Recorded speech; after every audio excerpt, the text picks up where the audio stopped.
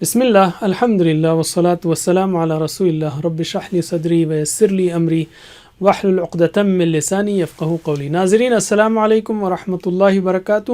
سیرت النبی صلی اللہ علیہ وسلم انگلیوں پر اہم واقعات کو یاد رکھیے آسان طریقے سے 5 منٹ سیریز میں۔ سبق نمبر 39، رسول صلی اللہ علیہ وسلم سے محبت۔ اللہ تعالیٰ نے رسول اللہ پر ایمان لانے، ان کی تعظیم کرنے، ان کی مدد کرنے اور جو نور ان پر نازل ہوا ہے قرآن پر عمل کرنے کا حکم دیا ہے۔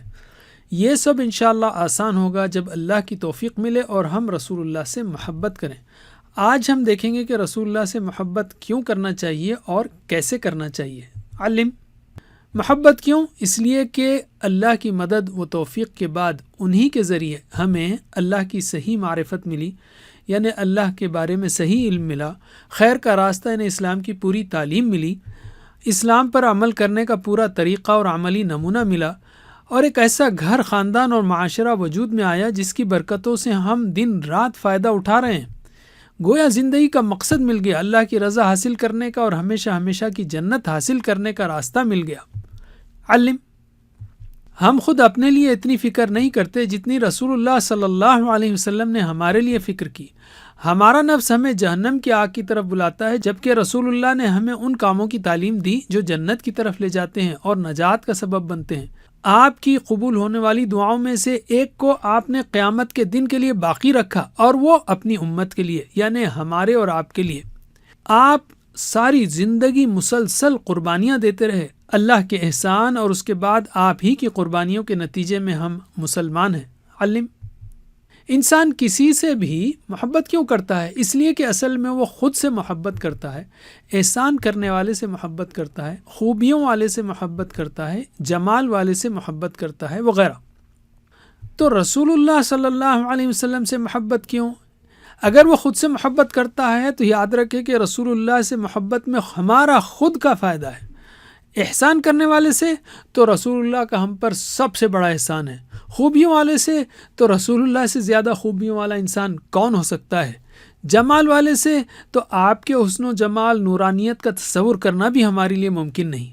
علم رسول صلی اللہ علیہ وسلم نے فرمایا، میری اور تمہاری مثال اس شخص کی سی ہے جس نے آگ جلائی اور ٹڈی اور پتنگے اس میں گرنے لگے اور وہ ان کو روکنے لگا۔ اسی طرح میں تمہاری کمر تھامے ہوں آگ کے انگار سے، اور تم نکلے جاتے ہو میرے ہاتھ سے۔ اسی طرح آپ صلی اللہ علیہ وسلم فرمایا، جو مومن بھی انتقال کر جائے اور مال چھوڑ جائے تو چاہیے کہ ورثہ اس کے مالک ہوں، وہ جو بھی ہوں، اور جو شخص قرض چھوڑ جائے یا اولاد چھوڑ جائے تو وہ میرے پاس آ جائیں کہ ان کا ولی میں ہوں۔ سبحان اللہ۔ علم رسول صلی اللہ علیہ وسلم سے ہم محبت کیسے پیدا کریں؟ سیرت کی کتابوں کا مطالعہ کریں، سیرت کی تقاریر کو سنیں۔ جتنا زیادہ رسول صلی اللہ علیہ وسلم کو ہم جانیں گے اتنا ہی زیادہ رسول اللہ کی محبت دل میں پیدا ہوگی۔ رسول اللہ کی احادیث کا مطالعہ کریں، درود کے معانی اور شرح پڑھیں، ہر اذان کے بعد رسول اللہ کے لیے پڑھی جانے والی دعا کا اہتمام کریں، آپ کا نام سننے پر درود پڑھیں صلی اللہ علیہ وسلم، اور اس کے علاوہ بھی درود پڑھیں، سنتوں پر عمل کریں وغیرہ۔ علم رسول اللہ صلی اللہ علیہ وسلم سے محبت کے فائدے۔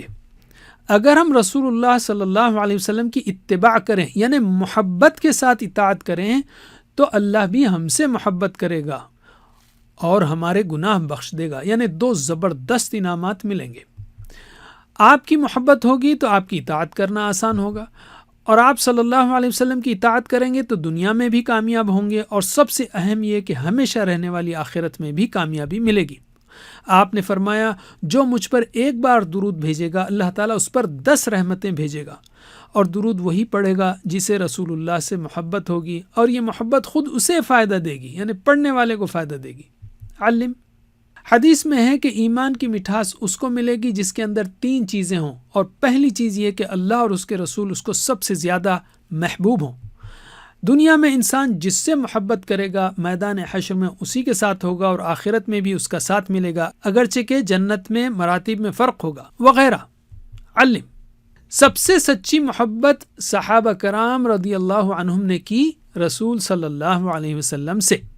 یہاں بس 1-2 جھلکیاں دی جا رہی ہیں۔ حضرت علی رضی اللہ عنہ نے فرمایا اللہ کی قسم رسول اللہ ہمارے لیے ہماری خود کی جان و مال، آل و اولاد، ماں باپ اور سخت پیاس کی حالت میں ٹھنڈے پانی سے زیادہ محبوب تھے۔ حضرت سعد بن معاذ رضی اللہ عنہ نے فرمایا اے اللہ کے رسول، آپ ہمارے مال میں سے جو چاہیں لے لیں اور جو چاہیں دے دیں، آپ جسے لیں گے وہ ہمارے نزدیک اس سے زیادہ پسندیدہ ہوگا جسے آپ چھوڑ دیں۔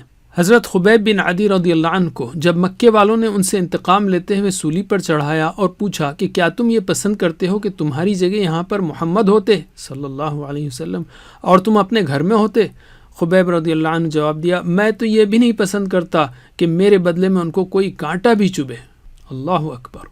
علم غزوہ احد میں مشرکین نے رسول اللہ کو گھیر لیا تھا صلی اللہ علیہ وسلم۔ اس موقع سے صحابہ کرام نے رسول اللہ سے محبت کی وہ مثالیں دی کہ تاریخ میں ویسی مثالیں ملنا ممکن ہی نہیں۔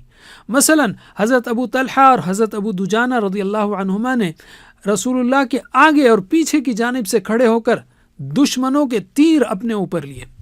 علم صلح حدیبیہ کے موقع سے عروہ بن مسعود کفار قریش کی جانب سے بات کرنے آئے تھے۔ انہوں نے مکے کے لوگوں سے کہا اللہ کی قسم میں قیصر و کسریٰ اور نجاشی سب کے دربار میں گیا ہوں، لیکن اللہ کی قسم میں نے کبھی نہیں دیکھا کہ کسی بادشاہ کے ساتھی اس کی اتنی تعظیم کرتے ہوں جتنی محمد کے ساتھی آپ کی تعظیم کرتے ہیں صلی اللہ علیہ وسلم۔ علم اگر محبت ہو تو اس آیت اور حدیث پر عمل کرنا ممکن ہوگا۔ فرمایا اللہ نے النبی اولیٰ بالمؤمنین من انفسہم، نبی صلی اللہ علیہ وسلم مومنوں پر ان کی جانوں سے بھی زیادہ حق رکھتے ہیں، یعنی ان کی اپنی ذات سے بھی زیادہ حق رکھتے ہیں۔ اور آپ صلی اللہ علیہ وسلم نے فرمایا تم میں سے کوئی اس وقت تک کامل مومن نہیں ہو سکتا جب تک کہ میں اس کے نزدیک اس کے والد، اہل و عیال اور سب لوگوں سے زیادہ محبوب نہ ہو جاؤں۔ علم وجزاکم اللہ خیر، کوئز کرنا مت بھولیے۔ والسلام علیکم ورحمۃ اللہ وبرکاتہ۔